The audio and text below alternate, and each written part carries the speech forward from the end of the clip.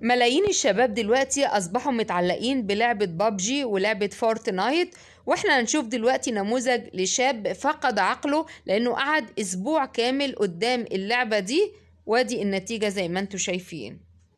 أتمنى إن كل طفل يشوف هذا الفيديو ويشوف إيه مصيره لو هو تعلق بشكل كبير بهذه الألعاب.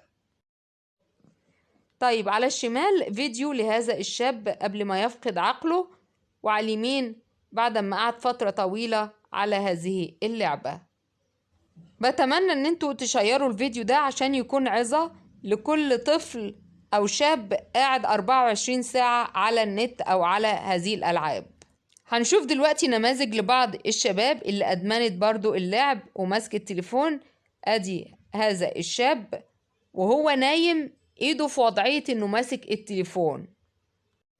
اللي التقط له هذا الفيديو اخوه اللي دلوقتي هيحط الهاتف بين ايديه عشان يشرح لنا هو ليه ايده في هذه الوضعية. طيب، الشاب اللي قاعد على الرصيف ده منشغل دلوقتي بلعبة بابجي، وانشغل ولم يستجب لحاجاته الطبيعية وتبول على نفسه اهو. طيب، هنعرض شاب تاني من كتر قعدته على الموبايل أصبح بيتصور إن الموبايل موجود في إيده حتى وهو مش في إيده وعمال بيلعب أهو، ودلوقتي هو بيتعالج في مستشفى الأمراض العقلية. طب دلوقتي هنشوف حاجة غريبة جدا. شاب دخل غرفة العمليات عشان يعمل عملية، ورغم إن هو تحت تأثير البنج إلا إن عقله الباطن برضو من كتر تعلقه بالمحمول إيده بتتحرك كأنها بتلعب على اللعبة، يعني إيده بتتحرك وهو تحت تأثير البنج وفي غرفة العمليات.